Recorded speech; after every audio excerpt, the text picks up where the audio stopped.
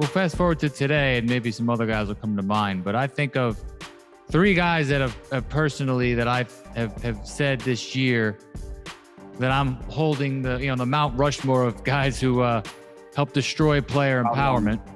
Actually, I got four. All right. I got five.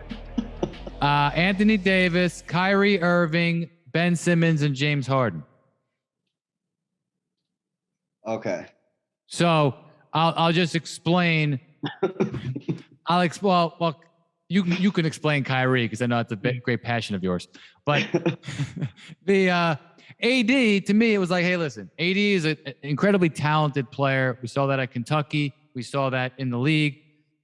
However, he was often injury prone, and he did not make his teammates better on both sides of the court at a level of an elite player. That is why he is a top 5 talent, but he is not what you would call a force multiplier like Luka. He helps. He has great interior defense, but he's not Tim Duncan on defense, and he's not an offensive wizard who like anywhere close to like LeBron. So he's an individual player. He'd be an amazing tennis player. He'd be a top 10 tennis player of all time. So basically, to demand a trade the way he did, I didn't think was appropriate because again, I understand there'd be debate about this, but he's not Chris Paul level of player. So what Chris Paul did with New Orleans, it's not the same as what AD did. So that was first off with AD. And then I'm going to say Harden, we both know, my favorite player is Chris Paul. Your favorite player is Russell Westbrook. So we intricately rooted for Harden for a couple years there, and we know what went on. That was difficult, man.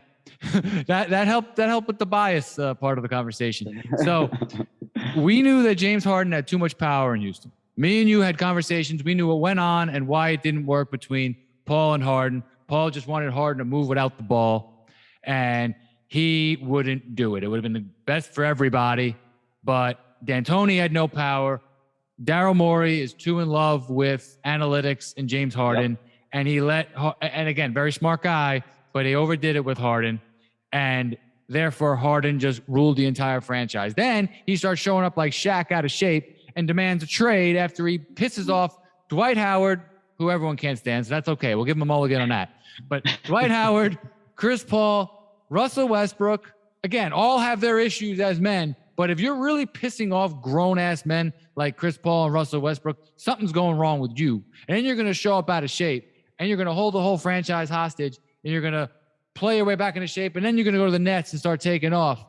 That was some BS, man. I didn't like the way he handled that. I said, hey, nothing against his game.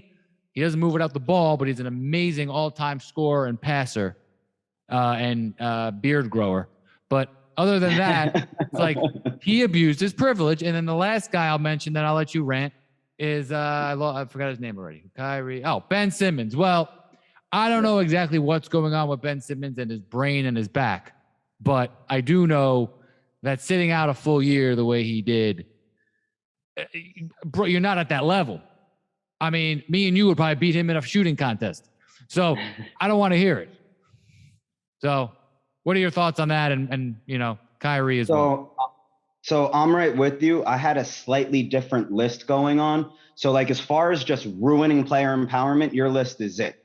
So like, I'm with that. So like AD, I agree with you with the missing games. So I'm going to go AD, Kyrie, and then Harden, just because Kyrie's going to kind of end up on both lists to some extent. But AD and Kyrie both miss games. AD is hurt all the time. Here's my issue with him. He's hurt because of what you said Kobe didn't like about Shaq, but it's worse. Okay? So, and then here's the other thing about what you said that makes me mad about Anthony Davis is you're right. He is a top 5 talent. But here's the thing. He did not make the NBA because of offense. So therefore, you should be the best defender in the league, not Giannis.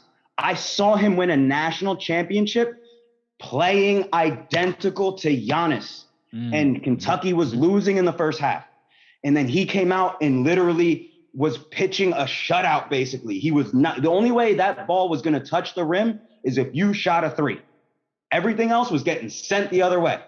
Like literally, it was one of the best defensive games I've ever seen on any level, period. I watched it. I loved it. Like it was insane. That was the only time in my life I saw AD with a motor. Ever. Maybe like 1 or 2 times in the bubble championship. But again, that wasn't a motor. That was just a dude in rhythm. like go to his shot percentages. He wasn't taking the greatest shots. He was just making them. It was a lot of 15-footers, a lot of 19-footers, a lot of threes. Even his three-point percentage should be higher than last year, but he's never going to shoot that high like he did in the bubble. That's like Steph Curry good year. And not to mention his entitlement with saying, "Oh yeah, the Suns got away with one. We know it, and they know it. We would have beat them." The way they it's talk.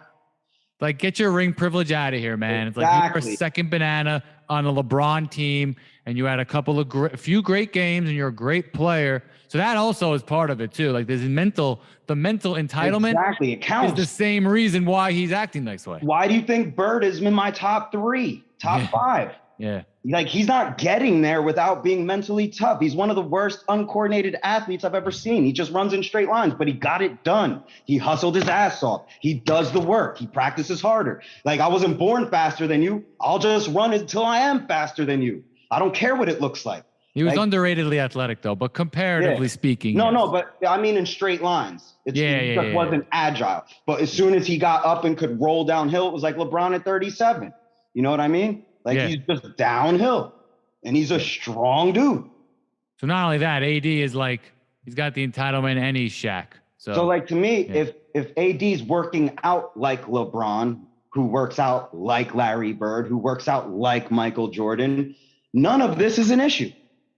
Right. So so therefore you don't get brownie points for talent. Right? There's a million people that don't make it to the league. So then you jump to Kyrie. AD actually missed more games, but the fact that Kyrie missed almost as many and wasn't even hurt is a problem. And I'm not even getting to the COVID year. You know what I mean? Because we'll put that to the side. Because again, my only issue with the COVID year is why didn't you just keep leaning into life is more important than basketball? That doesn't mean basketball is not important.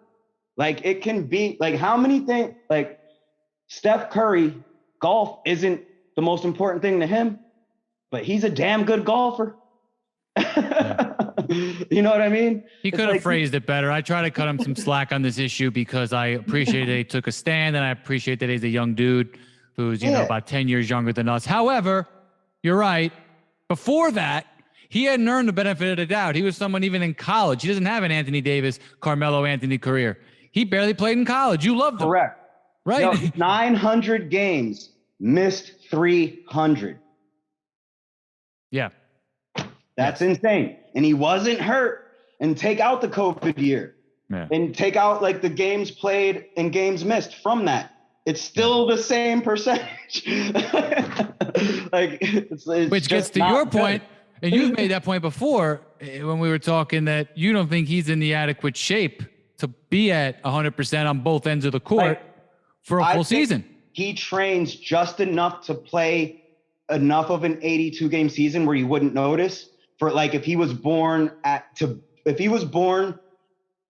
let's say he only plays basketball, hits the weight room a little bit. Like he's like your casual NBA guy, right? Like whatever that means. They're pro players. Like there's nothing casual about it. I just want to make that said because that's the issue. I think when the media gets to him was like nothing casual about pros. Okay.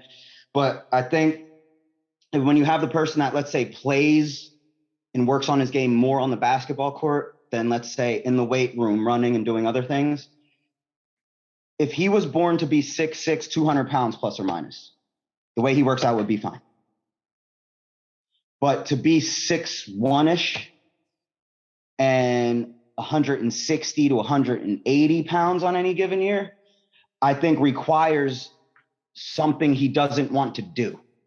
Like I always say, and I tell even my players, only KD can play basketball and be a top 10 player all time at basketball because he was born to be 7 feet tall and he's way strong. He's one of them strong, skinny dudes. You know what I mean? He's not weak.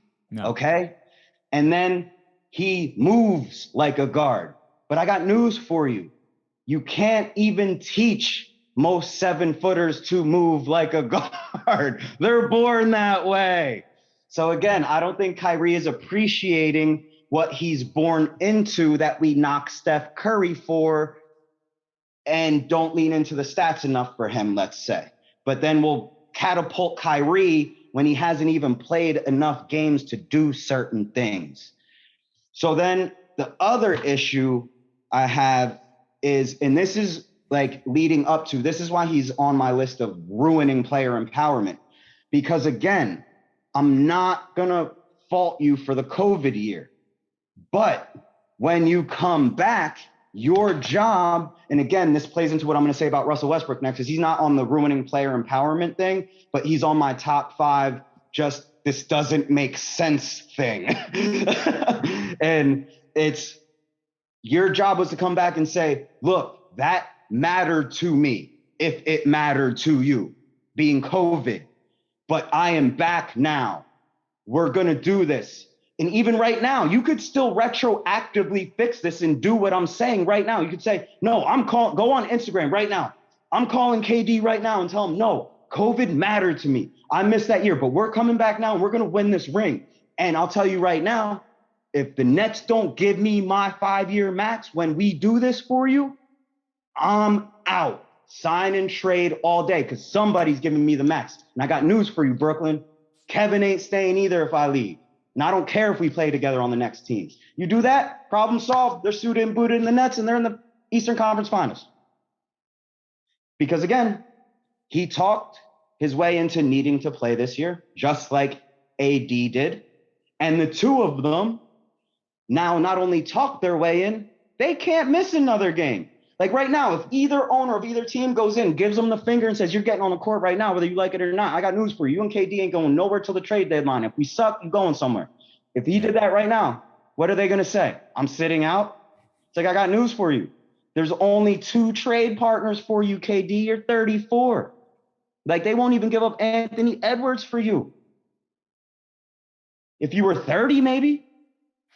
That's why the Suns might get him, like I predicted, because he is 34. So maybe they'll give up Bridges in a first rounder and Cam Johnson, and the Nets will be like, hey, we're rebuilding. No, but to me, it's like, if I'm the only reason I disagree with you, and it has to be when the Nets suck after January 15th, is because that's when they're going to make Ayton come over. Because they know there's a better deal to be had. I want Ayton on the 15th. I want to keep Ayton. And so that's why I don't see that happening, because the best deal they can get from the Suns is still attainable just with the waiting game. Add in what I just said about the waiting game. It's like, if I'm Sean Marks, I'm going on vacation, bro. So you remember how the Nets have made dumb decisions in the last decade? Remember that deal for like Paul Pierce and KG? Yeah. You never know, man. But think about it. Even that if New York, New Jersey that was water, just a bro. new team to sell tickets. They wanted to come in hot. So at least they're selling jerseys. But that's AD and Kyrie. Player empowerment done. James Harden abused it, but at the same time, he's trying to make it right. He's the only adult in the room right now. And I agree with scary thought for our world. And I agree with everything you say about Houston, every single thing. But again, we had this combo too. You got to remember, he wasn't that lottery pick coming in. He wasn't guaranteed that payday. My only issue was, if he just had the real work ethic, tone the partying down, own it like Jordan and Kobe, and the culture is just a hair different while you're doing all that in Houston. But again, you can't do that when only the player that's a lottery pick does that.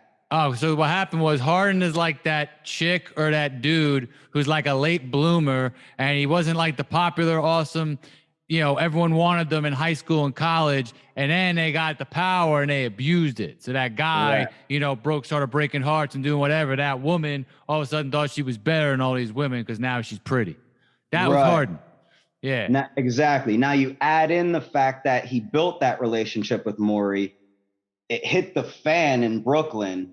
So now it leads me to believe, leading up to the trade to the Sixers, they knew, like, there was a shake hands deal. Like, look, if we go to the finals, we make it to the Eastern Conference Finals, and you and Embiid are combining for 55 to 70 points a night.